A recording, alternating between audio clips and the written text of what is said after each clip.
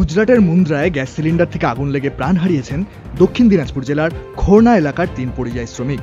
মৃতদের নাম মানিক কর্মকার, টমেটো মুর্মু এবং এটু মণ্ডল। গুরুতর আহত অবস্থায় বর্তমানে বালুরঘাট জেলা হাসপাতালে চিকিৎসাধীন রয়েছেন আরও 3 জন।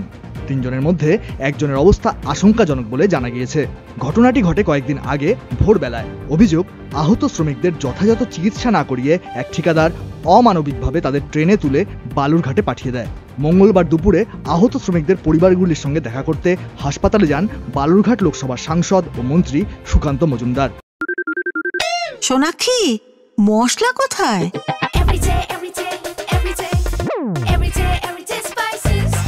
এভরিডে মশলা, দেশের স্বাদ। রামকৃষ্ণ আইভিএফ সেন্টার, মা হওয়ার স্বপ্ন পূরণ। তিনি সাংসদ তহবিল থেকে মৃত ও আহত শ্রমিকদের 6টি পরিবারকে 5,000 টাকা করে আর্থিক সাহায্য প্রদান করেন।